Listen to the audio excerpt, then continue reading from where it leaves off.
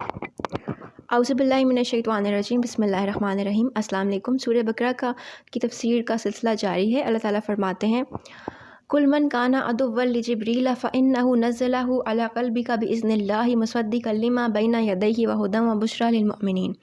آپ صلی اللہ علیہ وآلہ وسلم فرما دیں، جو شخص جبرائیل کا دشمن ہے وہ ظلم کر رہا ہے، کیونکہ اس نے تو اس قرآن کو آپ کے دل پر اللہ کے حکم سے اتارا ہے، جو اپنے سے پہلے کی کتابوں کی تصدیق کرنے والا ہے اور مومنوں کے لیے سراسر ہدایت اور خوشخبری ہے۔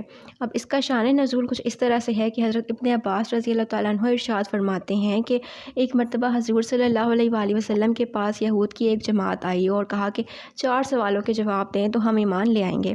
آپ صلی اللہ علیہ وآلہ وسلم نے پختہ وعدہ کر لیا کہ ٹھیک ہے، تم پوچھو مجھ سے۔ انہوں نے سوال کیا کہ حضرت یعقوب علیہ السلام نے اپنے اوپر کون سا کھانا حرام کیا تھا؟ آپ صلی اللہ علیہ وسلم نے فرمایا کہ جب حضرت یعقوب علیہ السلام کی بیماری بڑھ گئی تھی تو انہوں نے نظر مانی کہ اونٹ کا گوشت نہیں کھائیں گے، تو یہود نے کہا کہ بالکل صحیح جواب ہے۔ پھر دوسرا سوال انہوں نے پوچھا کہ مرد اور عورت کا پانی کیسا ہے، یعنی کہ لڑکا یا لڑکی کیسے پیدا ہوتے ہیں، ان کا جو جینڈر ہے وہ کیسے پیدا ہوتے ہیں۔ تو آپ صلی اللہ علیہ وآلہ وسلم نے فرمایا کہ عورت کا پانی زرد ہوتا ہے اور مرد کا سفید، جو حالب آ جائے وہی پیدا ہوتا ہے۔ یہ جواب بھی درست تھا۔ اس پر تیسرا سوال انہوں نے پوچھا کہ آپ صلی اللہ علیہ وسلم اپنی نیند کے بارے میں بتائیں، تو آپ صلی اللہ علیہ وسلم نے فرمایا یہ نبی سوتا ہے، آنکھیں سوتی ہیں مگر دل جاگتا ہے، یعنی کہ بیدار ہوتے ہیں اور خبر رکھتے ہیں ہر چیز کی۔ تو پھر انہوں نے چوتھا سوال پوچھا کہ آپ صلی اللہ علیہ وسلم کے دوست کون سے فرشتے ہیں؟ آپ صلی اللہ علیہ وسلم نے فرمایا کہ جبرائیل علیہ السلام۔ اس پر وہ ایمان لانے کے منکر ہو گئے اور کہتے تھے کہ جبرائیل علیہ السلام ہمارے دشمن ہیں، اور پھر اس لیے یہ آیات نازل ہوئی، یعنی کہ وہ پھر اس کے بعد ایمان نہیں لائے تھے۔ ان کو پتہ چل گئے تھے سوالوں کے جواب، لیکن اس کے باوجود وہ ایمان نہیں لائے تھے۔ اچھا، اس میں اب یہ ہے کہ حضرت جبرائیل علیہ السلام کو اپنا دشمن کیوں سمجھتے تھے؟ کیونکہ وہ یہ سوچتے تھے کہ جتنے بھی عذابات یہود پر یا بنی اسرائیل پر نازل ہو رہے ہیں وہ حضرت جبرائیل علیہ السلام ہی لے کر آئے ہیں۔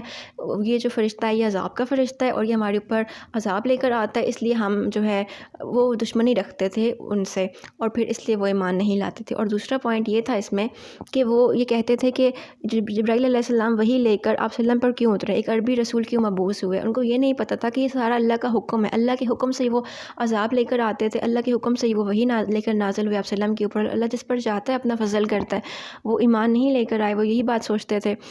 اور جبرائیل علیہ السلام کی اپنی تو کوئی اتھارٹی نہیں تھی، وہ تو اللہ کے حکم کے تابع تھے، وہ تو اللہ کے حکم کے تابع ہیں۔ تمام فرشتے، جتنے بھی فرشتے ہیں وہ تمام کے تمام اللہ کے حکم کے تابع ہوتے ہیں، وہ اللہ کے حکم کی جو ہے وہ اس پر عمل کرتے ہیں، جو اللہ کہہ رہا ہوتا ہے انہوں نے وہ چیز کرنی ہوتی ہے۔ لیکن ان لوگوں نے پرسنل اپنا وہ گرج ان سے رکھ لیا اور پرسنلی کہا کہ اچھا یہ بات رکھ کے نا ایک کہ بس اب ہمارے دشمن ہیں، تو وہ ایمان نہیں لاتے تھے۔ اس میں ہمارے لیے یہ ہے کہ اکثر ہمارے بھی سوسائٹی میں یہ چیز رائج ہے کہ فرشتوں کے اوپر جو ہے بہت زیادہ طنز و مزاح کیا جاتا ہے، لطیفے بنائے جاتے ہیں۔ موت کے فرشتے خاص طور پر اسرائیل علیہ السلام جو ہیں ان کے اوپر بہت زیادہ لوگ جو ہے نا اس طرح بات کرتے ہیں اور ایک ان سے کراہت یا کہہ لیں کہ ڈر محسوس کرتے ہیں ایک عجیب سا۔ اب وہ اللہ کے حکم سے آتے ہیں، جس کے لیے بھی موت کا وقت آ جاتا ہے تو وہ اس میں آتے ہیں۔ کسی بھی فرشتے کے بارے میں غلط بات کہنا، غلط بات کرنا، غلط بات سوچنا بہت ہی بڑا گناہ ہے، اس سے بچنا چاہیے۔ سب فرشتوں کی رسپیکٹ ہے اور سب اللہ کے برگزیدہ جو ہیں، ان کے بارے میں کچھ بھی ایسی بات نہیں کرنی چاہیے، اللہ تعالیٰ کے حکم کے تابع ہوتے ہیں، تو اس طرح سے جو ہے وہ نہیں کرنا چاہیے۔ اور اس میں دیکھیں ایک اور بات یہ ہے کہ اللہ تعالیٰ کے حکم سے وہ آپ صلی اللہ علیہ وسلم کے دل کے اوپر، دل پہ جو ہے وہ وحی نازل کیا کرتے تھے۔ اس سے ہمیں یہ پتہ چلتا ہے آپ صلی اللہ علیہ وسلم کے قلب مبارک پر وحی نازل ہوتی تھی۔ آپ کو پتہ ہے وحی کا بار اور وحی کا جو بوجھ ہے وہ اتنا زیادہ ہوتا تھا کہ آپ صلی اللہ علیہ وسلم جو ہے ان کی وہ جب ان کے اوپر وحی نازل ہوتی تھی نا تو آپ صلی اللہ علیہ وسلم کے جو کندھے ہیں وہ بہت بوجھل ہو جاتے تھے۔ آپ صلی اللہ علیہ وسلم بہت زیادہ جیسے کہتے ہیں نا کہ انسان ویک فیل کرتے تھے وہ، لیکن آپ صلی اللہ علیہ وسلم عام انسانوں کی طرح نہیں تھے کہ وہ اتنی زیادہ وحی کا بوجھ اور اس کا بار جو ہے وہ اٹھا لیتے تھے، کیونکہ وہ بظاہر تو بشر تھے لیکن ان کی اصل کیا ہے وہ تو اللہ تعالیٰ ہی جانتے ہیں۔ کوئی بھی عام انسان اللہ تعالیٰ کے کلام کا بار اس طرح سے نہیں اٹھا سکتا جیسے نبی اٹھاتے ہیں۔ نبی کو اللہ تعالیٰ نے وہ پاور دی ہوتی ہے تو وہ تب اس طرح سے وہ اٹھاتے ہیں۔ ایک مرتبہ آپ صلی اللہ علیہ وسلم ایک اونٹنی پر سوار تھے اور ان پر وحی نازل ہوئی تھی، تو جو ان کی اونٹنی تھی وہ بیٹھ گئی تھی اور وہ بالکل بہت بوجھل ہو گئی تھی۔ اس کا وحی کا جو بار تھا اور جو اس کا بوجھ تھا وہ اتنا زیادہ تھا کہ وہ کھڑی نہیں ہو سکی، وہ بیٹھ گئی تھی اور اس کا رنگ بالکل فک ہو گیا تھا اور اس کا جو چہرہ وہ بالکل اس کے نا حالت خیر ہو گئی تھی اور وہ بالکل عنقریب تھا کہ وہ بالکل مر جاتی، اس کی یہ حالت ہو گئی تھی، کیونکہ آپ صلی اللہ علیہ وسلم اس اونٹنی پر سوار تھے اور وہ آپ صلی اللہ علیہ وسلم پر وحی نازل ہو رہی تھی.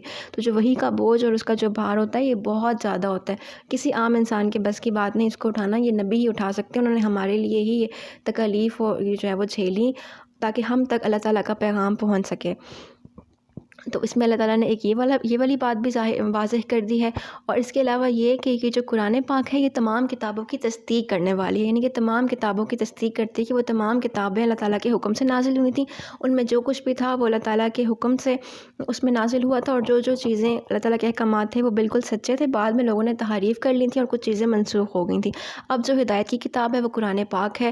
اب اگر کسی کو ہدایت چاہیے اور اللہ کا راستہ چاہیے تو اس کو پہلے مسلمان ہونا پڑے گا، اس کے بعد ہی اس کی نیکی اللہ کے حضور میں قابل قبول ہوگی، ورنہ اس کی نیکی کا کوئی فائدہ نہیں ہے اگر وہ ایمان نہیں لاتا. اور پھر اللہ تعالیٰ نے یہ بھی فرمایا کہ مومنین جو ہیں ان کو آپ ہدایت اور خوشخبری سنا دیں، یعنی ان کے لیے ہدایت اور خوشخبری ہے، یعنی کہ جو سر تسلیم خم کرتے ہیں، جو اللہ تعالیٰ کی بات کو مانتے ہیں، اللہ تعالیٰ کی حدود کی حفاظت کرتے ہیں اور اللہ تعالیٰ کے احکامات کو مانتے ہیں اور ان پر عمل کرتے ہیں، ان کے لیے خوشخبری ہے. کیا خوشخبری ہے؟ دیکھیں، پہلے اللہ تعالیٰ نے کہا کہ ہدایت ہے، ان کو آپ ہدایت کی خوشخبری سنا دیں. اور دوسری بات ہے کہ ان کے لیے جو دوسری خوشخبری ہے اس سے مراد ہے کہ آخرت میں جو ان کے لیے جنت اور باغات اور اللہ تعالیٰ کی نعمتیں ہیں ان کا ذکر ہے. تو اس کا مطلب یہ ہوا کہ ہدایت جو ہے وہ سب سے بڑی مومنین کے لیے بشارت ہے، سب سے بڑی خوشخبری ہے.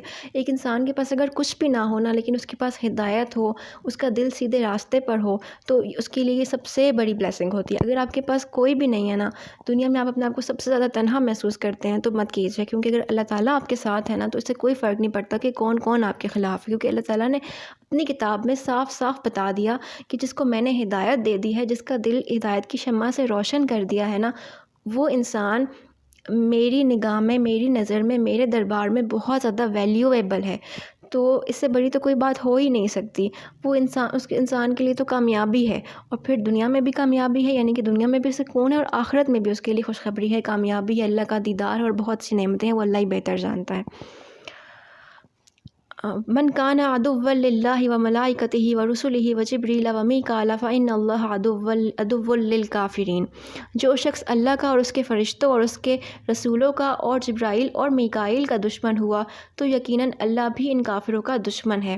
اس میں اللہ تعالیٰ نے ان کو جواب دیا ہے کہ جو بھی اللہ تعالیٰ سے اور اس کے فرشتوں سے، اس کے رسولوں سے، اور اسپیشلی جبرائیل علیہ السلام اور میکائیل علیہ السلام کا دشمن ہوگا نا، یا ان سے دشمنی رکھے گا، تو پھر اللہ تعالیٰ جو ہے وہ ان کافروں کا دشمن ہے. دیکھیں، اب اس میں ایک چیز تو جبرائیل علیہ السلام کی بات ہے کیونکہ وہ پیچھے ذکر تھا. میکائیل علیہ السلام کا ذکر کیوں ہے؟ کیونکہ وہ جو ہے وہ ان کا رزق کی تقسیم کرنا جو ہے یہ ان کا فریضہ ہے، اللہ تعالیٰ کے حکم سے وہ یہ کام کرتے ہیں. اس میں یہ ہے کہ جو یہود تھے وہ ان کو بھی برا سمجھتے تھے. اس کے علاوہ اور جو مختلف اقوام تھیں وہ بھی فرشتوں کے بارے میں بری باتیں کرتی تھیں، ان کے عقائد اس طرح کے تھے. اللہ تعالیٰ نے ان سب کی تردید کرنے کے لیے یہاں پہ ان دو فرشتوں کا بھی نام لیا. اللہ تعالیٰ نے کمپلیٹلی بتا دیا کہ جو ان سب سے دشمنی رکھے گا پھر میں بھی اس کا دشمن ہوں گا. اب اکثر اس میں ایک اور چیز ہے کہ ہم اکثر کیا کرتے ہیں، کوئی چیز ہماری غلط ہو جاتی ہے نا، کوئی کام ٹھیک سے نہیں ہوتا، یا ایسا ہو جائے کہ کوئی چیز، کوئی ہمیں اینٹیسپیٹڈ رزلٹس نہیں ملتے کسی چیز کے، ہم کچھ چاہ رہے ہوتے ہیں کرنا اور وہ نہیں ہوتا، ہم اللہ تعالیٰ سے ناراض ہو کر بیٹھ جاتے ہیں. اللہ تو خود کہتا ہے کہ جو مجھ سے ناراض ہوتا ہے، مجھ سے ناخوش ہوتا ہے، پھر میں بھی اس سے ناخوش ہو جاتا ہوں. تو یہاں پہ اس طرف بھی اشارہ ہے. ہمیں یہ دیکھنا چاہیے کہ ہم اللہ تعالیٰ سے کتنے راضی ہیں اور کتنے خوش ہیں، کیونکہ جتنے ہم خوش ہوں گے اتنا ہی اللہ بھی ہم سے خوش ہوگا. آگے ارشاد فرمایا وَلَقَدْ أَنزَلْنَا إِلَيْكَ آيَاتٍ بَيِّنَاتٍ وَمَا يَكْفُرُ بِهَا إِلَّا الْفَاسِقُونَ. اور بے شک ہم نے آپ کی طرف روشن آیتیں اتاری ہیں اور ان نشانیوں کا سوائے نافرمانوں کے کوئی انکار نہیں کر سکتا. اب آپ وسلم سے کی طرف اشارہ ہے، آپ وسلم سے کہا جا رہا ہے کہ ہم نے آپ کی طرف روشن نشانیاں یا روشن آیات نازل کی ہیں. روشن آیات کیا ہیں؟ قرآن پاک کا جو کلام ہے، جو قرآن پاک کی آیات ہیں، یہ روشن نشانیاں ہیں. روشن کیوں ہیں؟ کیونکہ یہ صاف صاف دلائل اللہ تعالیٰ نے بتا دیے، ہدایت کے راستے بتا دیے، صاف صاف چیزیں بتا دیں کہ رائٹ کیا ہے، رانگ کیا ہے، کون سی چیزیں اچھی ہیں، کون سی نہیں اچھی، ممنوع کیا ہے اور کیا چیزیں ہیں جو آپ کر سکتے ہیں. مطلب کہ ڈوز اینڈ ڈونٹس ہر چیز اللہ نے صاف صاف بتا دی ہے. اب اس میں کسی انسان کے لیے کوئی کنفیوژن باقی نہیں رہ گئی. اللہ تعالیٰ نے انسان کو بنا کے بس چھوڑ نہیں دیا، اس کی ہدایت کے سارے راستے، سارے مواقع اس کو دیے، اور اس کو سارے راستے جو ہے نا کلیئر بتا بھی دیے.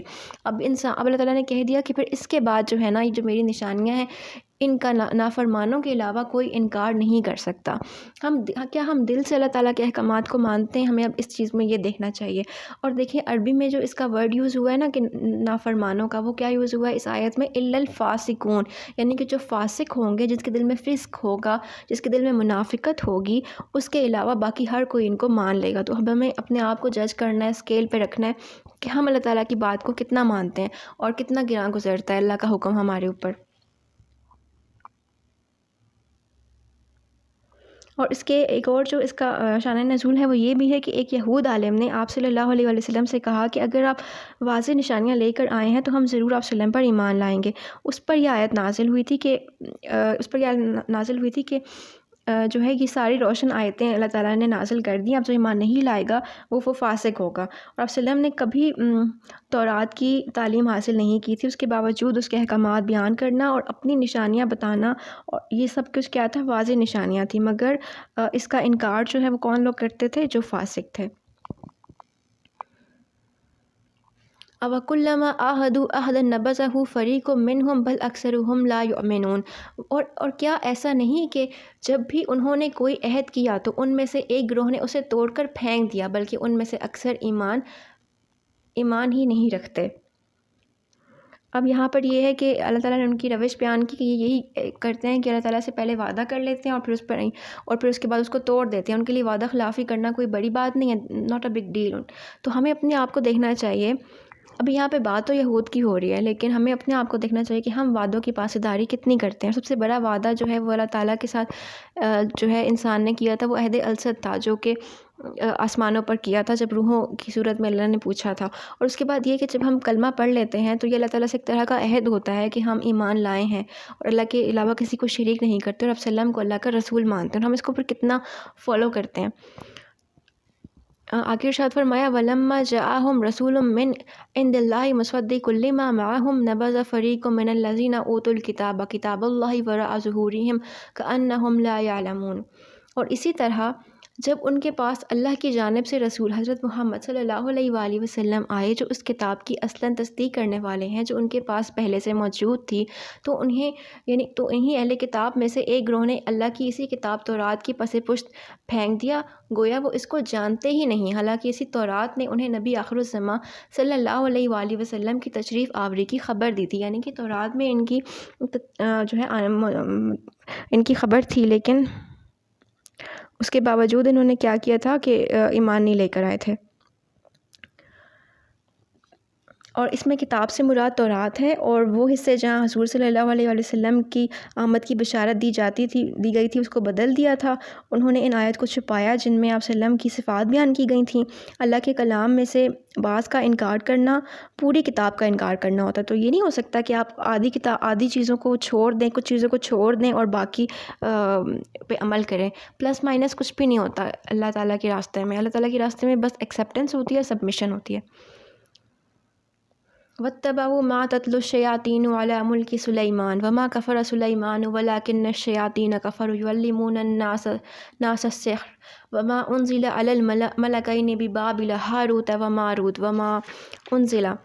وَمَا يُعَلِّمَانِ مِنْ أَحَدٍ حَتَّى يَقُولَا إِنَّمَا نَحْنُ فِتْنَةٌ فَلَا تَكْفُرْ فَيَتَعَلَّمُونَ مِنْهُمَا مَا يُفَرِّقُونَ بِهِ بَيْنَ الْمَرْءِ وَزَوْجِهِ وَمَا هُمْ بِضَارِّينَ بِهِ مِنْ أَحَدٍ إِلَّا بِإِذْنِ اللَّهِ وَيَتَعَلَّمُونَ مَا يَضُرُّهُمْ وَلَا يَنْفَعُهُمْ وَلَقَدْ عَلِمُوا لَمَنِ اشْتَرَاهُ مَا لَهُ فِي الْآخِرَةِ مِنْ خَلَاقٍ وَلَبِئْسَ مَا شَرَوْا بِهِ أَنفُسَهُمْ لَوْ كَانُوا يَعْلَمُونَ۔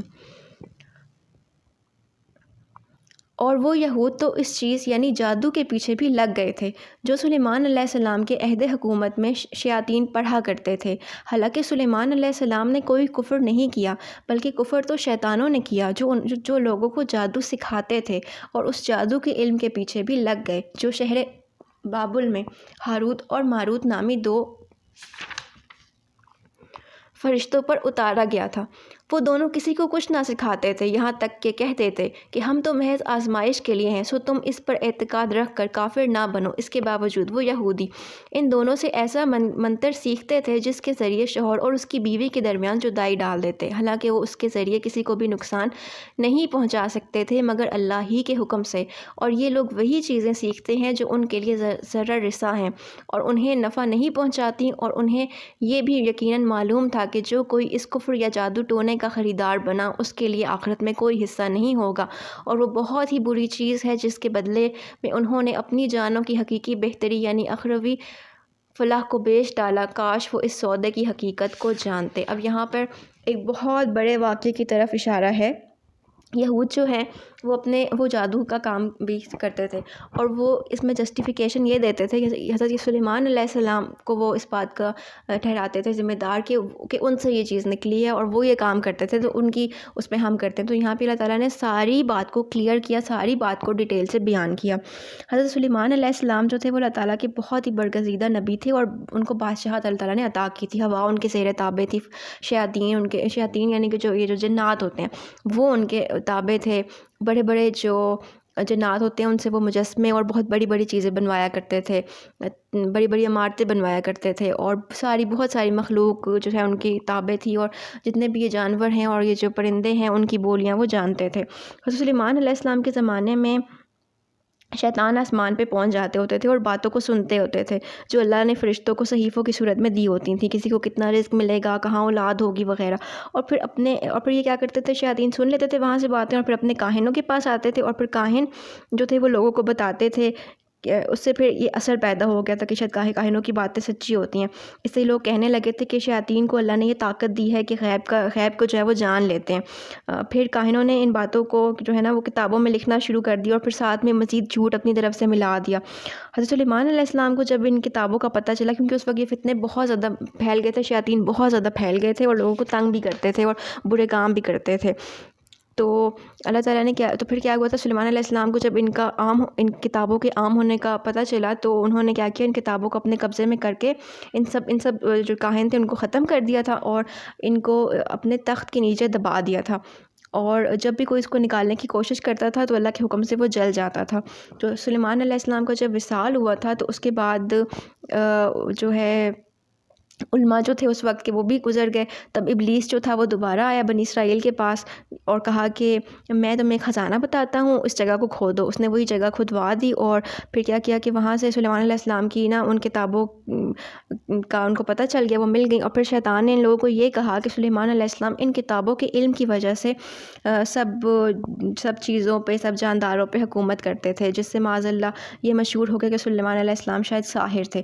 آپ صلی اللہ علیہ وسلم نے انبیاء کا تذکرہ فرمایا ہے، یہودیوں نے سلیمان علیہ السلام کے بارے میں یہی کہا کہ وہ نبی نہ تھے، اور ثبوت کے طور پر وہ کتابیں پیش کر دیں، جس پر اللہ نے دفاع کے طور پر یہ تمام آیتیں جو ہیں وہ پھر نازل کی تھیں۔ اللہ نے 2 فرشتوں کو عراق کے قریب ایک شہر میں بھیجا جس کو بابل کہا جاتا ہے، اور جس کا اس آیت میں ذکر بھی ہے، اور لوگوں کی آزمائش کے لیے یہ تھا۔ ان 2 فرشتوں کے نام ہاروت اور ماروت تھے، جو کہ لوگوں کی آزمائش کے لیے آئے تھے۔ وہ دونوں فرشتے جادو جانتے تھے، اور آزمائش کے لیے کیوں اترے تھے، تاکہ اللہ تعالیٰ دیکھنا چاہتے تھے کہ یہ لوگ کیا کرتے ہیں، کہ مطلب یہ ان کو سیکھیں گے یا نہیں سیکھیں گے۔ تو یہ پہلے لوگوں کو منع کرتے تھے کہ ہم سے جادو نہ سیکھو، اور پھر جب وہ بہت اصرار کرتے تھے تو یہ پھر بھی منع کرتے تھے کہ اس کا غلط استعمال نہیں کرنا، تو مطلب دفاع کے لیے استعمال کر سکتے ہو لیکن اس کو غلط استعمال نہیں کرنا، تو پھر وہ جادو سیکھ لیتے تھے۔ اور جادو جو تھا اس کا جو سیکھنا تھا نا وہ ان کے لیے پھر نقصان کا باعث بن گیا تھا، اور کچھ چیزیں جو ہیں وہ ذی نفسی بری ہوتی ہیں مگر اللہ آزمائش کے لیے بھیجتا، جیسے جادو برا تھا لیکن اللہ نے آزمائش کے لیے بھیجا تھا۔ تو جادو جو ہے وہ ہوتا کیا اصل میں، وہ اس کام کو کہتے ہیں جو انسان خود نہیں کر سکتا بلکہ شیطان کے جو ہے نا قرب کے بعد ہو سکتا ہے، اس میں خیانت موجود ہوتی ہے۔ جادو کرنا یا کروانا کفریہ کلمات سے اگر خالی بھی ہے نا تو وہ تب بھی جادو ہے، کیونکہ وہ کسی کی نظر بندی کر دینا یا کسی کو وہ چیز دکھانا جو وہ ہوتی نہیں ہے لیکن اس کو وہ دکھانا ہوتا ہے، ایک طرح کا جھوٹ ہوتا ہے اس میں، اور یہ سارا کچھ کیا ہوتا ہے، دائرہ اسلام سے خارج ہوتا ہے وہ انسان۔ اور جادوگر کی سزا شریعت میں یہ ہے کہ اس کا سر قلم کر دیا جائے، اور نبی صلی اللہ علیہ وسلم نے فرمایا کہ 7 ہلاک کرنے والی چیزوں سے بچو، ان میں سے ایک جادو کرنا بھی ہے۔ جادو سیکھنا اور جادو سکھانا حرام ہے اور یہ پوری طرح سے حرام ہے، اور یہ مسلمانوں کو خاص طور پر سمجھنا چاہیے کہ جادو سیکھنا سکھانا حرام ہے اور اس سے بچنا چاہیے۔ اور اس کے علاوہ یہ کہ اللہ تعالیٰ نے ایک اور چیز اس میں بیان کی ہے کہ لوگ جو ہیں ہاروت اور ماروت سے وہ جادو سیکھ کے کیا کرتے تھے، شوہر اور بیوی کے درمیان میں جدائی ڈالتے تھے۔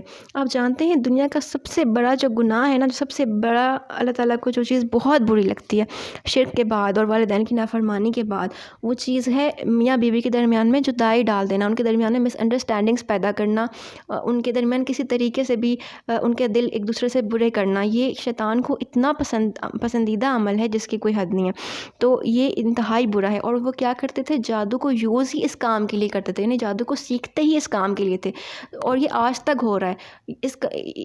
جادو جو ہے وہ کیا ہی اس وجہ سے جاتا ہے، سب سے جو مین بڑی وجہ ہوتی ہے وہ یہ ہوتا ہے کہ حسد کی وجہ سے کرتے ہیں، میاں اور بیوی کے درمیان میں جدائی ڈالنے کے لیے، اور یہ انتہائی قبیح عمل ہے، اور جو انسان ایسا کرتا ہے یا ایسا سوچتا ہے اس کا ٹھکانہ جہنم ہے، اور وہ بہت ہی بری جگہ ہے۔ اور اس کے علاوہ یہ کہ چلو یہ تو جادو ہے نا، کہ جادو سے کسی کے درمیانہ جدائی ڈال دیں، یہ تو ایک بہت بڑی چیز ہے، اس کا تو ہے ہی کہ اس کا بندے کا ٹھکانہ جہنم ہے۔ ایک اور چیز یہ ہے کہ کسی بھی طریقے سے میاں بیوی کے درمیان میں مس انڈرسٹینڈنگس پیدا کرنا یا ان کے دل ایک دوسرے سے برے کرنا، ویسے بھی مطلب کہ جادو آپ نہیں بھی کریں اور اس کے بغیر بھی آپ اگر یہ کام کرتے ہیں نا، جادو کے بغیر ہی کسی طریقے سے آپ مس انڈرسٹینڈنگس پیدا کرتے ہیں میاں بیوی کے درمیان، تو یہ اتنا برا عمل ہے، اللہ کو اتنا یہ برا لگتا ہے عمل، اور جو انسان یہ کرتا ہے تو اللہ جو ہے وہ اس سے بہت ناراض ہو جاتا ہے، تو ان چیزوں سے بچنا چاہیے۔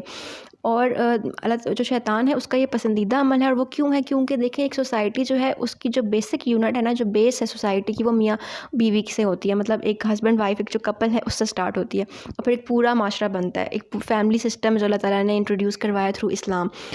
اگر میاں بیوی میں جدائی پڑ جائے تو وہ کیا ہوگا کہ پھر جو معاشرہ ہے نا اس میں بگاڑ پیدا ہو جاتا ہے۔ جب ڈائیورس ریٹ زیادہ ہو جاتا ہے، سپریشنز زیادہ ہوتی ہیں، تو سوسائٹی کے اندر برے کام زیادہ ہونا شروع ہو جاتے ہیں، سوسائٹی میں زیادہ اور برائیاں پیدا ہونا شروع ہو جاتی ہیں، اور بری چیزیں پیدا ہونا شروع ہو جاتی ہیں، جس کی وجہ سے پھر سوسائٹی میں الٹیمیٹلی جو وہ اسلامک سوسائٹی ہے، جو اسلامی معاشرہ ہے، وہ خراب ہو جاتا ہے، اس میں بگاڑ پیدا ہو جاتا ہے، اور وہ شیطان کو اس سے زیادہ خوشی کی تو کوئی بات ہوتی ہی نہیں ہے، اس لیے اس کو بہت شوق ہوتا ہے میاں بیوی میں جدائیاں ڈالنا، ان کو کسی طریقے سے ایک دوسرے کے خلاف کرنا، اور یہ بہت ہی برا عمل ہے، اس سے بالکل بچنا چاہیے۔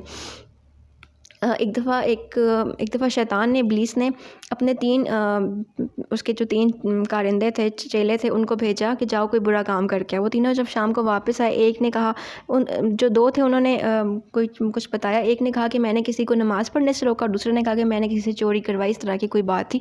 انہوں نے کہا کہ تم نے کوئی اچھا کام نہیں، اس نے کہا کوئی تم نے اچھا کام نہیں کیا، تیسرے نے کہا کہ میں نے میاں بیوی کے درمیان میں جدائی ڈالوا دی ہے۔ تو شیطان اس پر اتنا خوش ہوا اور اس نے کہا تم نے سب سے زبردست کام کیا، تم نے بہت ہی اچھا کام کیا، یعنی کہ شیطان کو بہت اچھا لگتا ہے یہ چیز۔ تو ہمیں اس چیز پر فوکس کرنا چاہیے کہ ہماری وجہ سے کسی کی پرسنل لائف ڈسٹرب تو نہیں ہو رہی، کسی کی لائف میں کوئی مس انڈرسٹینڈنگس تو کریٹ نہیں ہو رہی، یہ ساری چیزیں انسان کو سوچنی چاہیے۔ اور جادو کے بارے میں تو یہی ہے کہ یہ تو بہت ہی کبھی عمل ہے، اس سے تو بالکل بچنا چاہیے، اور ایسے بندے کا ٹھکانہ تو ہے ہی جہنم، اس کے اوپر تو کوئی دوسری رائے ہے ہی نہیں۔ اور پھر یہ کہ اللہ تعالیٰ نے دیکھیں اس میں یہ بھی کہا ہے کہ اللہ تعالیٰ کے حکم سے جو ہے نا، کسی کو اگر اس سے نقصان پہنچے گا تو وہ اللہ تعالیٰ کے حکم سے پہنچے گا، یعنی اللہ تعالیٰ نے پہلے اس کے لیے نقصان لکھا ہوا ہوگا تو اس کو پہنچے گا۔ ایسا نہیں ہو سکتا کہ جادوگر اپنی مرضی سے کسی کی تقدیر اپنے ہاتھ میں لے کر اس کو بدل دے، اس کو چینج کر دے، اس میں اپنی مرضی سے اس کو نقصان دے دے، ایسا نہیں ہو سکتا۔ اللہ تعالیٰ نے انسان کے لیے لکھا ہوتا ہے، جو شر یا خیر اس کو پہنچنی ہوتی ہے، اس کے لیے لکھے ہوئے ہوتی ہیں چیزیں۔ دیکھیں زندگی، موت، رزق، اور کسی انسان کی شادی اور اولاد اس کی کتنی ہوگی، یہ ساری چیزیں جو ہے نا، یہ وہ ہیں جو اللہ تعالیٰ نے لکھ دی ہیں، یہ تو تقدیر کا حصہ ہیں، اور یہ وہ والی تقدیر ہے جس کو لکھا جا چکا ہے، قلم سوکھ چکے ہیں، اب وہ چینج ہو ہی نہیں سکتی، اس کو دعا بھی چینج نہیں کر سکتی۔ جو باقی کچھ چیزیں ہیں نا جو اللہ تعالیٰ نے لکھی ہیں، جو باقی چیزیں ہوتی ہیں، جیسے اس کا کیریئر ہو گیا اور باقی چیزیں ہو گئیں، کہ کس طریقے سے وہ مال کمائے گا، ویز ٹو ارن منی، اب کتنا کمائے گا یہ تو لکھا جا چکا ہے کہ اس کا رزق کتنا ہے، لیکن کس طرح کمائے گا یہ اب انسان کے اوپر ڈیپینڈ کرتا ہے، اس کو چینج کر سکتا ہے، چیزوں کو کر سکتا ہے۔ اور پھر اس میں اگر ڈیلیز آ جائیں تو وہ جادو کی وجہ سے آتے ہیں، لیکن وہ یہ ہوتا ہے کہ اللہ تعالیٰ نے آپ کا لکھا ہوا ہوتا ہے پہلے سے، کہ کوئی جادوگر کسی انسان کی بندش نہیں کر سکتا کسی کے رزق کی، کسی بھی چیز کی، کیونکہ اللہ تعالیٰ نے لکھا ہوتا ہے، جو چیز اللہ تعالیٰ نے لکھی ہوئی ہونا اسی ٹائم پر ہوتا ہے۔ یہ جو جادوگر اور لوگ ہوتے ہیں نا، یہ اپنی صرف نیت ظاہر کرتے ہیں، اور یہ اپنی اپنے لیے خود جہنم کا گڑھا اپنے لیے بنا دیتے ہیں اور اپنی قبر کو بھی جہنم کا حصہ بنا لیتے ہیں. یہ بس اتنا رول ہوتا ہے ان کا. باقی یہ ہوتا ہے کہ اللہ نے کسی انسان کو پالش کرنا ہوتا ہے یا کچھ بہت بہترین دینا ہوتا ہے یا کسی انسان کے ٹرو پوٹینشیلس باہر نکالنے ہوتے ہیں، اس لیے اللہ تعالیٰ کچھ چیزوں میں ڈیلے کر دیتے ہیں. کچھ چیزوں مطلب اللہ تعالیٰ کی یہ مرضی ہوتی ہے. تو انسان کو بس یہ چاہیے کہ اللہ پر توکل کرے اور ان چیزوں میں مت پڑے، اور یہ کہ اگر اس طرح کی کسی چیز سے واسطہ پڑ بھی جائے تو اللہ تعالیٰ کا دامن کبھی بھی مت چھوڑے اور ان شیاطین کے کہنے پر مت چلے، کیونکہ شیاطین جو ہوتے ہیں انسان کو بھٹکاتے ہیں. جس انسان پہ جادو یا چیزیں ہوتی ہیں اس انسان کو بہت زیادہ وسوسے ہو جاتے ہیں. ایک تو نفس آپ کو وسوسے دیتا ہے، دوسرا یہ کہ جس پہ شیاطین مسلط ہو جاتے ہیں اس کے وسوسے ڈبل ہو جاتے ہیں، ٹرپل ہو جاتے ہیں. تو پھر اس میں کیا کرنا چاہیے؟ اللہ تعالیٰ سے مدد مانگنی چاہیے کہ اللہ تعالیٰ ہی جو ہے وہ انسان کو ان سب چیزوں سے بچا سکتے ہیں. اور اس کا جو ہے روحانی علاج کروانا چاہیے، کہ قرآن و سنت کے ذریعے کروانا چاہیے، اور یہ نہیں کہنا چاہیے کہ جادو کا علاج جادو سے ہو سکتا ہے. یہ بالکل غلط بات ہے. دیکھیں جو صاف چیز ہوتی ہے نا وہی صاف چیز کو صاف کر سکتی ہے، اور صاف چیز ہی گندی چیز کو بھی، ناپاک کو بھی صاف کر سکتی ہے. کبھی بھی ناپاک چیز کچھ صاف نہیں کر سکتی. دودھ میں اگر کوئی غلاظت ڈال دیں تو دودھ خراب ہو جائے گا. اسی طرح سے کہیں کوئی غلاظت ہے اور اس کے اوپر آپ اور غلاظت ڈال دیں تو وہ اس کو صاف نہیں کر سکتی. تو جادو کو جادو سے صاف نہیں کیا جا سکتا. ہاں، غلاظت کو صاف ستھرے پانی سے دھویا جا سکتا ہے. تو یہ بات انسان کو سمجھنی چاہیے. ہماری سوسائٹی میں یہ چیز بہت زیادہ رائج ہے. لوگ جو ہیں بہت زیادہ ان چیزوں میں الجھ جاتے ہیں، پڑ جاتے ہیں، پھر آخر میں کیا ہوتا ہے کہ وہ ایمان سے بھی رہ جاتے ہیں. تو اپنے ایمان کی بہت حفاظت کرنی چاہیے، کیونکہ یہ جو دنیا کی زندگی ہے یہ تو گزر جائے گی. اس کے تو کچھ چند سال ہیں، اگر تکلیف میں بھی گزرے تو گزر ہی جائیں گے. لیکن آخرت کا جو گھر ہے نا اس کو انسان کو بچا کے رکھنا چاہیے، کہ جو ایک زندگی ہے، جو آخرت کی جو سب سے جو دائمی زندگی ہے وہ انسان کی بہترین ہونی چاہیے. اور پھر اللہ تعالیٰ نے یہ بھی بتایا کہ ان لوگوں کے لیے آخرت میں کوئی حصہ نہیں ہوگا جو دنیا میں اس طرح کے کام کرتے ہیں، اور یہ بہت ہی بری چیز ہے. اللہ نے یہ بھی بتا دیا، اور پھر یہ بھی بتا دیا کہ انہوں نے اپنی آخرت کا جو بھی ان کو فلاح ملنی تھی یا جو بھی چیز ان کے لیے تھی وہ اس کو انہوں نے بیچ دیا ہے. اور کاش وہ اس سودے کی حقیقت کو جانتے، یعنی ان کو پتہ ہوتا کہ انہوں نے کتنا گھاٹے کا سودا کیا. یعنی دنیا میں تو آپ نے کسی انسان کو تکلیف پہنچانے کے لیے سب کچھ کر دیا، لیکن آپ کا اپنا سکون بھی گیا، اور آخرت میں جو ہے آپ کو کچھ بھی نہیں ملنا. آگے اللہ ارشاد فرماتے ہیں وَلَوْ أَنَّهُمْ آمَنُوا وَاتَّقَوْا لَمَثُوبَةٌ مِّنْ عِندِ اللَّهِ خَيْرٌ لَوْ كَانُوا يَعْلَمُونَ. اور اگر وہ ایمان لے آتے اور پرہیزگاری اختیار کرتے تو اللہ کی بارگاہ سے تھوڑا سا ثواب بھی ان سب چیزوں سے کہیں بہتر ہوتا، کاش وہ اس راز سے آگاہ ہوتے. یعنی کہ اگر وہ ان جادو اور ان بری چیزوں میں نہ پڑتے اور اللہ تعالیٰ کا ڈر ان کے دل میں ہوتا، پرہیزگاری ہوتی، تو ان کے جو وہ تھوڑا سا بھی نیک عمل کر لیتے نا تو اس کا بھی ثواب بہت بہتر ہوتا ان تمام چیزوں سے جو وہ دنیا میں جو یہ اس طرح کے کام کر رہے ہیں. اب اس کا مطلب یہ ہے کہ دنیا کی تھوڑی سی جو تسکین حاصل کرنا ہوتا ہے نا، کہ کسی انسان کو نقصان پہنچا کے تھوڑی سی تسکین حاصل کر لینا، اس کے بجائے اگر وہ نیک کام کرتے اور اس کا جو ثواب ان کو ملتا وہ ان کے لیے بہت بہتر ہوتا اس تسکین سے. یہاں پہ اس طرف اشارہ ہے. اور یہ کہ کاش وہ اس راز کو، اس بات کو جانتے ہوتے، ان کو اس بات کا علم ہوتا کہ وہ کیا کر رہے ہیں. یا ایھا الذین آمنوا لا تقولوا راعنا وقولوا انظرنا واسمعوا وللکافرین عذاب علیم. اے ایمان والو، نبی پاک صلی اللہ علیہ وآلہ وسلم کو اپنی طرف متوجہ کرنے کے لیے رائنا مت کہا کرو، بلکہ ادب سے انظرنا ہماری طرف نظر کرم فرمائیے کہا کرو، اور ان کا ارشاد بغور سنتے رہا کرو، اور کافروں کے لیے دردناک عذاب ہے. اب اس آیت کا شان نزول کچھ اس طرح سے ہے کہ جو نبی صلی اللہ علیہ وسلم کی بارگاہ میں صحابہ کرام حاضر ہوتے تھے اور آپ صلی اللہ علیہ وسلم انہیں علم سکھاتے تھے. تو بعض اوقات صحابہ رائنا کہتے تھے، یعنی آپ صلی اللہ علیہ وسلم پھر فرما دیجیے، یعنی کہ دوبارہ سے ریپیٹ کر دیجیے اپنی بات. تو یہود بھی ساتھ ہوتے تھے تو وہ بھی کہتے تھے رائنا شرارتاً، اور ان کی جو لغت میں نا اس کا مطلب ہوتا تھا چراوا. جو چراوا ہوتا ہے وہ ہوتا تھا اس کا مطلب، اور وہ بہت زیادہ نا منہ کو ٹیڑھا کر کے یہ بات بولا کرتے تھے. تو ایک صحابی بھی لغت جانتے تھے ان کی، تو وہ کھڑے ہو گئے اور تلوار تان لی ان پہ. تو جس پر یہود نے کہا کہ تم بھی تو یہ بات کہتے ہو. تو ایسا لفظ جس میں صحیح معنی ہو مگر کوئی غلط مطلب بھی نکلتا ہو، کوئی غلط پہلو بھی نکلتا ہو، تو وہ حضور صلی اللہ علیہ وسلم کے لیے استعمال کرنا ممنوع ہے، کسی بھی نبی کے لیے استعمال کرنا ممنوع ہے. تو اللہ تعالیٰ نے ان کو بتایا کہ آپ جو ہے مسلمانوں سے اللہ تعالیٰ نے کہا کہ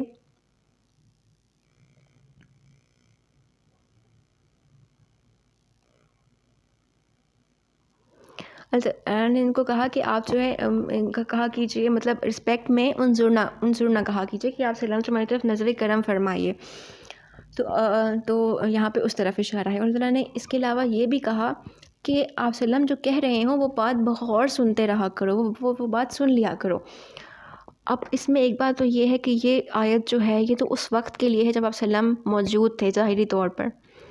اب آپ وسلم ہم ظاہری طور پر ہمارے درمیان میں موجود نہیں ہیں، تو پھر یہ تو آیت آج کے لیے بھی ہے کہ وہ جو کہہ رہے ہوں وہ سن لیا کرو، یعنی یہ تو پریزنٹ میں بھی ہے۔ اس کا مطلب یہ ہے کہ آپ وسلم پریزنٹ میں بھی مومنین میں موجود ہیں، بس ظاہری طور پر وہ پردہ فرما چکے ہیں، لیکن آج بھی وہ ہمارے حالات سے واقف ہیں، آج بھی وہ ہماری بات سن رہے ہیں، اور ان کا حکم آج بھی جاری و ساری ہے۔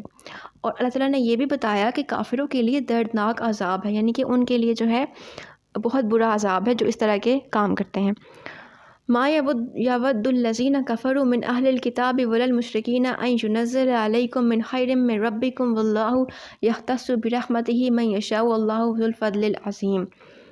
نہ وہ لوگ جو اہل کتاب میں سے کافر ہو گئے اور نہ ہی مشرکین اسے پسند کرتے ہیں کہ تمہارے رب کی طرف سے تم پر کوئی بھلائی اترے، اور اللہ جسے چاہتا ہے اپنی رحمت کے ساتھ خاص کر لیتا ہے، اور اللہ بڑے فضل والا، یعنی کہ یہ جو یہود و نصارہ ہیں اور مشرکین ہیں یہ تمہارے دشمن ہیں، یہ مسلمانوں کے دشمن ہوتے ہیں۔ تو یہاں پہ اس طرف اشارہ ہے کہ جو اہل کتاب جو ہے نا ان سے مراد یہ کہ یہود اور نصارہ مراد ہیں ان سے، اور مشرکین یعنی کہ جو یہ ہندو تھے یا یہ جو بت پرست لوگ تھے ان کی طرف اشارہ ہے کہ یہ سارے جو لوگ ہیں مسلمانوں کے خلاف ہیں۔ اصل میں اگر مسلمانوں پہ کوئی بھلائی اترتی ہے، کوئی اچھی بات ہوتی ہے نا مسلمانوں کے لیے، تو ان کو بہت برا لگتا ہے، ان کا بس نہیں چلتا کہ بس مسلمانوں کو ختم کر دیں کسی طریقے سے۔ اور یہ کہ اللہ تعالیٰ نے بتایا کہ پھر میری رحمت تو وہ ہے کہ میں تو بے پرواہ ہوں ان سب چیزوں سے، میں جس کو چاہتا ہوں اپنی رحمت سے خاص کر لیتا ہوں، اور بس پھر جس نے جو دشمنی کرنی ہے کرتا رہے، لیکن میں جس کو بچانا چاہتا ہوں میں بچا لیتا ہوں۔ اور اللہ نے یہ بھی کہا کہ اللہ تعالیٰ بڑے فضل والا ہے۔ فضل کیا چیز ہوتی ہے؟ ایک ہوتا ہے کہ اللہ تعالیٰ سے مانگے اللہ تعالیٰ سے ہے کوئی نیکی کا کام کرے اور اس کے بدلے میں اللہ تعالیٰ کچھ اچھائی انسان کو لوٹائے۔ ایک یہ ہوتا ہے کہ مانگے بغیر اللہ تعالیٰ اپنا فضل کرے۔ فضل وہ ہوتا ہے جو ایکسٹرا ہوتا ہے، جو اللہ تعالیٰ اپنے شان کریمی سے دیتے ہیں، یعنی کہ نوازتے ہیں کسی کو، اپنا کرم کرتے ہیں۔ کرم یہی تو ہوتا ہے نا، کرم اور فضل یہی چیزیں ہوتی ہیں کہ انسان کا حق نہیں بنتا تھا اس پر، اور اس نے مانگا بھی نہیں تھا، اور اس نے کوئی اتنی بڑی نیکی بھی نہیں کی تھی، لیکن اللہ تعالیٰ نے اس پر اپنا فضل کر دیا، اس کو ایکسٹرا دے دیا۔ اللہ نے فرمایا کہ میں تو بہت فضل کرنے والا ہوں۔ تو ایک اللہ تعالیٰ جو اتنے زیادہ فضل کرنے والے ہیں، اس کے تو جو بندے ہوتے ہیں ان کو تو بہت پر امید ہونا چاہیے اللہ سے، اور ہر وقت اس کا شکر ادا کرتے رہنا چاہیے کہ وہ کتنا فضل والا رب ہے کہ ہماری اتنی نیکیاں نہیں ہوتی، ہم اتنا کچھ اس کے لیے ہم تو اس کو کچھ دے بھی نہیں سکتے، کچھ کر بھی نہیں سکتے، اور وہی ہمیں زندگی اور ہر چیز سے نوازتا ہے، اور وہ ہمیں نوازتا ہی چلا جاتا ہے۔ تو ہمیں تو اس کا ہر وقت شکر ادا کرنا چاہیے۔ اس میں ایک اور پوائنٹ یہ ہے کہ بہت سارے دفعہ اکثر ایسے ہوتا ہے کہ بہت سے دشمن ہوتے ہیں انسان کے، بہت سارے لوگ ایسے ہوتے ہیں آپ کے ارد گرد جو آپ کے بارے میں اچھا نہیں سوچتے، آپ کا برا چاہتے ہیں، تو اس پر گھبرانا نہیں چاہیے۔ یہ سوچنا چاہیے کہ اللہ تعالیٰ نے اگر آپ پہ اپنا فضل نازل کر لیا نا، یا کرنے کا ارادہ کر لیا ہے، تو اس کو کوئی روک نہیں سکتا، اور اگر اللہ تعالیٰ نہ فضل آپ پر اپنا کرے تو پھر کوئی آپ کو اچھائی دے نہیں سکتا کسی قسم کی۔ تو بندوں کے بارے میں بالکل پریشان نہیں ہونا چاہیے، اور ہاں یہ بات ضرور ہے کہ اسلام دشمنوں کو پہچاننا ضرور چاہیے، اور انسان کو اپنے دشمنوں کو پہچاننا ضرور چاہیے۔ یہ سمجھنا چاہیے کہ میرے ویل وشرز کون ہیں اور جو دوسرے قسم کے لوگ ہیں وہ کون ہیں، یہ انسان کو پتہ ہونا چاہیے۔ لیکن ہاں معاملہ سب کے ساتھ اچھائی کا کرنا چاہیے، پھر جو بہت حد سے بڑھ جائے نا اس کے ساتھ آپ بے شک سائڈ پر ہو جائیں، اس کو اگنور کر دیں، لیکن بس اللہ تعالیٰ سے آپ امید لگا کے رکھیں، وہ آپ کو ان ساری بری چیزوں سے بچا لے گا۔ اور اس میں ایک پوائنٹ یہ بھی ہے کہ یہود نے جب دیکھا کہ آپ صلی اللہ علیہ وسلم ان کی قوم سے نہیں ہیں تو وہ حسد کرنے لگے تھے، اور مشرکین چاہتے تھے کہ وہ ہم میں سے ہوں، تو اس لیے بھی وہ بھی حسد کرنے لگے تھے۔ تو یہاں اس طرف بھی اشارہ ہے۔ ما ننسخ من آیت او ننسیہا نأتی بخیر منہا او مثلہا علم تعلم ان اللہ علی کل شیء قدیر۔ ہم جب کوئی آیت منسوخ کر دیتے ہیں یا اسے فراموش کرا دیتے ہیں تو بہر صورت اس سے بہتر یا ویسی کوئی اور آیت لے آتے ہیں۔ کیا تم نہیں جانتے کہ اللہ ہر چیز پر کامل قدرت رکھتا ہے؟ اب اس میں آیت کے منسوخ ہونے کا ذکر ہے۔ نسخ کے معنی ہے منسوخ ہونا یا ہٹا دینا یا کسی شرعی مسئلے کی مدت کو بیان کرنا۔ اس بات کی خبر دینا مقصود ہے کہ مدت پوری ہو چکی ہے، اب نئے حکم کا وقت ہے، اور اس کا مطلب یہ نہیں تھا کہ پچھلے حکم میں کوئی کمی تھی یا کمی ہے، بلکہ مقصود یہ ہے کہ نیا حکم صادر ہوگا۔ اب قرآن پاک میں نا بہت ساری جگہوں پر ایسا ہوا ہے کہ اللہ تعالیٰ نے پہلے ایک حکم نازل کیا، پھر جب اس کی میعاد پوری ہو گئی تو اللہ تعالیٰ نے اس حکم کو چینج کر دیا. یہ آگے جو سورہ نساء ہم پڑھیں گے اور جو اور مزید آگے صورتیں پڑھیں گے جن میں وراثت کے مسئلے ہیں اور باقی اور مسئلے ہیں، ان میں بہت ساری آپ کو ڈیٹیل سے یہ بات سمجھ میں آ جائے گی. بہت ساری آیات ایسی ہوتی تھیں جو بعد میں منسوخ ہو جاتی تھیں. جیسے بہت سی شریعتیں تھیں پہلے، وہ منسوخ ہو گئیں جب یہ شریعت محمدی آئی. اسی طرح سے شریعت محمدی میں جب کچھ آیات نازل ہوتی تھیں تو وہ بعد میں اس ٹائم کے بعد وہ جو ہے منسوخ ہو جاتی تھیں اور پھر نیا حکم آتا تھا. تو یہاں اس طرف اشارہ ہے کہ اللہ تعالیٰ جب چاہتا ہے، جو چاہتا ہے وہ حکم جو ہے وہ صادر کر دیتا ہے. اب اس میں اللہ تعالیٰ نے یہ بھی بتایا کہ وہ ہر چیز پر کامل قدرت رکھتے ہیں. اللہ تعالیٰ کے جو ہے نا وہ تمام قدرتوں کا مالک ہے اور وہ ہر چیز کی قدرت رکھتا ہے، جو چاہتا ہے وہ کرتا ہے. الم تعلم ان اللہ لہ ملک السماوات والارض وما لکم من دون اللہ من ولی ولا نصیر. کیا تمہیں معلوم نہیں کہ آسمانوں اور زمین کی بادشاہت اللہ ہی کے لیے ہے اور اللہ کے سوا نہ تمہارا کوئی دوست ہے اور نہ ہی مددگار. اب ایک مومن کو یہی سوچنا چاہیے کہ ساری بادشاہت جو ہے وہ اللہ تعالیٰ کے لیے ہی ہے اور اس کے علاوہ کوئی بھی ہمارا دوست اور مددگار نہیں ہے. دیکھیں ہم اپنے ارد گرد جتنے بھی لوگ اکٹھے کر لینا، بے شک ہمارے پیرنٹس ہوں، ہماری فیملی ممبرز ہوں، انسان کی اولاد ہو جس کو وہ اپنا سہارا سمجھتا ہے، اور مطلب جتنے بھی مرضی ہم اپنے فرینڈس ہوں، ٹیچرز ہوں، مینٹورز ہوں، جتنے بھی لوگ اکٹھے کر لیں، ہمارے ویل وشرز ہوں، ایک کونا انسان کا ایسا ہوتا ہے جو انسان کو بہت ہالونیس اپنے اندر فیل ہوتی ہے. کچھ ہالو ہوتا ہے انسان کے اندر، کچھ نامکمل ہوتا ہے. وہ جو ایک طلب ہے نا اور ایک طرف ہے، وہ اللہ تعالیٰ نے اپنے لیے رکھی ہے کہ انسان میری تلاش کرے، مجھے پہچانے، میری محبت کو پہچانے، مجھ سے محبت کرے. تو جب انسان اس طرف آتا ہے اور یہ چیزیں کرتا ہے نا تو پھر وہ ہالونیس ختم ہو جاتی ہے انسان کی. تو اور جو اللہ تعالیٰ ہے اس سے بہتر انسان کا کوئی دوست اور مددگار نہیں ہو سکتا. وہ جب چاہتا ہے تو کوئی بھلائی کرنا چاہتا ہے نا کسی انسان کے ساتھ تو کوئی اس کو روک نہیں سکتا. وہ جس کو عزت دینا چاہتا ہے اس کو کوئی روک نہیں سکتا. تو اللہ تعالیٰ سے انسان کو اپنی امیدیں وابستہ کرنی چاہیے. اگر ہم انسانوں سے ایکسپیکٹیشنز لگاتے ہیں نا تو پھر بہت زیادہ انسان کا دل ٹوٹ جاتا ہے، کیونکہ انسان کبھی بھی آپ کی ایکسپیکٹیشنز پر پورے نہیں اتر سکتے، کیونکہ وہ کمزور ہوتے ہیں، آپ ہی کی طرح کے ہوتے ہیں اور انسان سے کوتاہی ہو جاتی ہے. لیکن اللہ تعالیٰ جو ہے وہ تمام کوتاہیوں سے پاک ہیں. وہ تو ان کی محبت سب سے بڑی محبت ہے. جس انسان کے دل میں ان کی محبت ہوتی ہے نا، پھر کسی اور محبت کی اس دل میں جگہ نہیں رہتی اور کوئی امپورٹنس نہیں رہتی کسی اور چیز کی. باقی چیزیں رہتی ہیں، یہ نہیں کہا میں نے کہ بالکل ختم ہو جاتا ہے. ہر چیز کی مطلب دنیا کو وہ دل میں جگہ نہیں دیتا، دل میں صرف اللہ کی محبت کو جگہ دیتا ہے. باقی سب چیزیں جو ہے جس طرح سے اللہ تعالیٰ نے کہا ہے دنیا میں چلنا ہے وہ تو انسان پھر چلتا ہے. دنیا میں رہ کے جو اس پہ فرائض ہیں ان کی پاسداری تو وہ کرتا ہے. اور یہ کہ اللہ تعالیٰ کہ اگر ہم اللہ تعالیٰ کی ذات کے اوپر کبھی بھی غور نہیں کرنا چاہیے، اس سے عقل زائل ہو جاتی ہے. اس کی صفات پہ غور کرنا چاہیے کہ دیکھیں وہ تمام آسمانوں یعنی کہ 7 آسمانوں اور پھر اتنی زمین اور اس تمام کی بادشاہت اس کے پاس ہے، پھر کتنی گیلیکسیز ہیں اور کتنے سارے اور ورلڈز ہیں، اور ہم تو صرف اس ایک یونیورس کو جانتے ہیں، پتہ نہیں اور کتنے یونیورس ہیں اور کیا کچھ ہے جس کا وہ مالک ہے. تو ہماری سوچ محدود ہوتی ہے، اللہ کے لیے کسی چیز کی کوئی حد نہیں ہے. ام تريدون ان تسألوا رسولكم كما سئل موسى من قبل ومن يتبدل الكفر بالایمان فقد ضل سواء السبیل. اے مسلمانوں، کیا تم چاہتے ہو کہ تم بھی اپنے رسول صلی اللہ علیہ وآلہ وسلم سے اسی طرح سوالات کرو جیسا کہ اس سے پہلے موسیٰ علیہ السلام سے سوال کیے گئے تھے؟ تو جو کوئی ایمان کے بدلے کفر حاصل کرے بس وہ واقعتاً سیدھے راستے سے بھٹک گیا. اب یہاں پہ کثرت سوال سے منع کیا گیا ہے اور یہ کہا گیا ہے کہ وحی کا انتظار کیا جائے، اور یہ کہ بہت زیادہ اپنے نبی سے تم سوال نہیں کرو. یہاں پہ اس طرف اشارہ ہے کہ جیسے بنی اسرائیل نے سوال کیے تھے بہت اور پھر اس وجہ سے ان کو گمراہی ہو گئی تھی. بہت زیادہ کیلا وکالا نہیں کرنی چاہیے. ایک لمٹ تک آپ کو کوئی بات سمجھ نہیں آ رہی تو انسان کو کرنا چاہیے، لیکن اگر وہ بہت زیادہ کوشچننگ کرتا ہے نا تو اس سے پتہ چلتا ہے کہ اس کے دل میں کتنا ٹیڑھا پن ہے. تو اس چیز سے بچنا چاہیے. وَدَّ كَثِيرٌ مِّنْ أَهْلِ الْكِتَابِ لَوْ يَرُدُّونَكُم مِّن بَعْدِ إِيمَانِكُمْ كُفَّارًا حَسَدًا مِّنْ عِندِ أَنفُسِهِمْ من بعد ما تبين لهم الحق فاعفوا واصفحوا حتى يأتي الله بأمره ان اللہ على كل شيء قدیر. اب اللہ تعالیٰ نے دوبارہ بتایا کہ اللہ ہر چیز پر قادر ہے. بہت سے اہل کتاب کی یہ خواہش ہے کہ تمہارے ایمان لے آنے کے بعد پھر تمہیں کفر کی طرف لوٹا دیں اس حسد کے باعث جو ان کے دلوں میں ہے، اس کے باوجود کہ ان پر حق خوب ظاہر ہو چکا ہے. سو تم درگزر کرتے رہو اور نظر انداز کرتے رہو یہاں تک کہ اللہ اپنا حکم بھیج دے.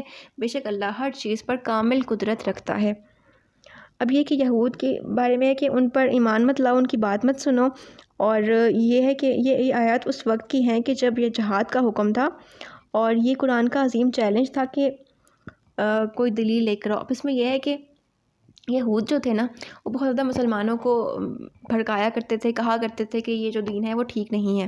تو اس پر مسلمانوں کو کہا جا رہا ہے کہ تم ان کی بات مت سنو، تمہیں نہیں پتہ کہ وہ حسد میں یہ سب کچھ کہہ رہے ہیں، وہ کتنا تم سے حسد کرتے ہیں کہ تم ایمان لے آئے ہو اور تم جو ہو راہ راست پر ہو۔